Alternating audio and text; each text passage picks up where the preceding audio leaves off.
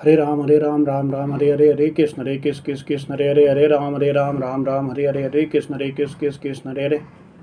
श्रीमद् भगवद गीता के एक और श्लोक से कुछ पढ़ने, सीखने, समझने की कोशिश करते हैं। इसी क्रम में 7वें अध्याय का एक श्लोक कोई भी लेते हैं, 10वां। लेकिन उससे पहले एक छोटी मोटिवेशनल स्टोरी ध्यान में आ रही है। मोटिवेशनल स्टोरीज जो है बहुत ही प्रेरक होती है, प्रेरणा देती है। तो क्विकली डिस्कस करते हैं। एक आदमी बिज़नेस के सिलसिले में किसी शहर में गया और वो समुंदर के किनारे होटल में रुका हुआ था। रात को उसको बहुत जल्दी नींद खुल गई और करवट बदल रहा था, नींद नहीं आ रहा था।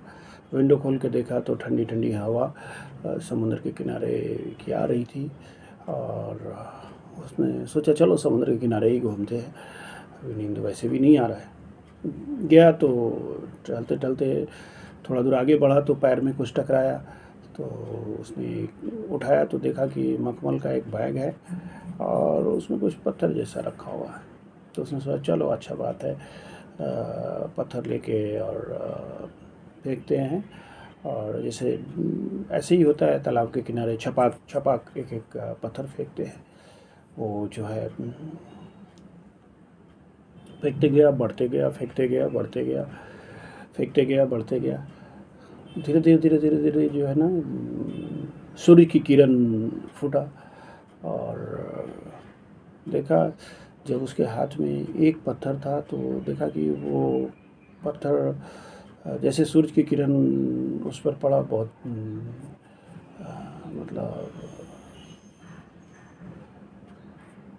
मतलब चमक उठा। तो उसने ध्यान से देखा तो उसको लगा कि ये तो हीरा है। उसने सच्ची जाकर के फिर से कंफर्म किया तो हाँ वो हीरा है। अब वो तो आदमी एकदम पागल हो गया कि मैं कैसा गधा आदमी हूँ, कि क्या है कि मैंने तो इतना, भगवान ने मुझे इतना सारा हीरे का भरा हुआ झोला दिया था और मैं जो है पूरा उसको समुद्र में फेंक दिया।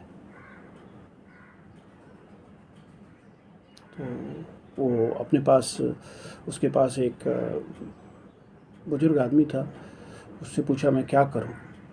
तो उसने बताया कि करने की कोई ज़रूरत नहीं है, परेशान होने की ज़रूरत नहीं है। या तो आप एक हीरा जो मिला उसका खुशी मनाओ, या जो पूरा चला गया उसका दुख मनाओ।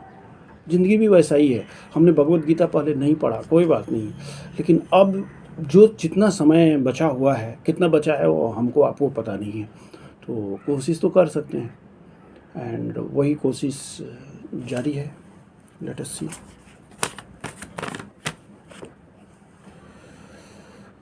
बीजम मां सर्वभूतानां विद्धि Partha सनातनम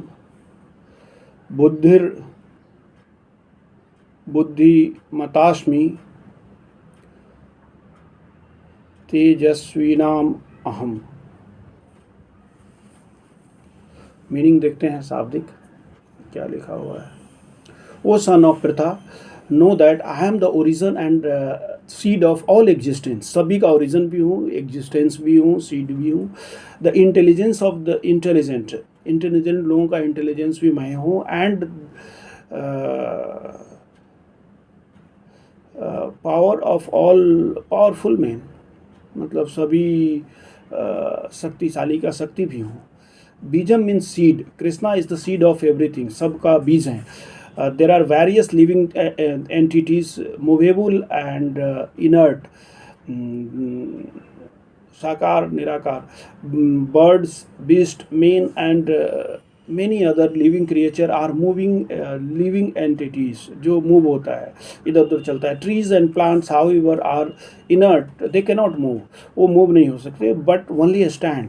every entity is contained within the scope of 84 lakh species of life. सभी लोग जो हैं वो 84 लाख जोनियों में ही आते हैं। Some of them are moving and some of them are inert. In all cases, however, the seed of their life is Krishna. हर एक केस में जो है कृष्ण भगवान ही उनकी उत्पत्ति का कारण है. एज स्टेटेड इन वैदिक लिटरेचर में मतलब ये बताया गया है. He is root, and as the root of a tree maintains the whole tree, being the original root of all things. वो सब चीज़ के जड़ हैं. मतलब इसीलिए जड़ में पानी पटाना चाहिए. कोई बोलता है कि पूजा क्यों करें हम भगवान को.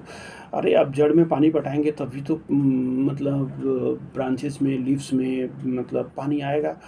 एंड अगर हम मुंह में खाना खाते हैं तभी तो हमारे सभी लिम्स में, ऑर्गन्स में, सेल्स में वो खाना पहुंचता है. अगर हम हाथ में खाना डालेंगे तो कहाँ से होगा. दिस इज़ ऑल्सो कन्फर्म्ड इन वैदिक लिटरेचर. नित्यो नित्यानां चेतसानां एको बहुनां यो विद्याति कामान्. He is prime eternal among all eternals. He is supreme living entity of all living entities. He alone is maintaining all life. अकेले ही वो पूरा लाइफ मेंटेन करते हैं. One cannot do anything without intelligence, and Krishna also says he is the root cause of intelligence. सभी intelligence का root cause हैं. Unless a person is intelligent, he cannot understand the supreme personality of Godhead Krishna. वो कृष्णा को भी नहीं समझ सकता, कुछ भी नहीं समझ सकता है. तो क्या है कि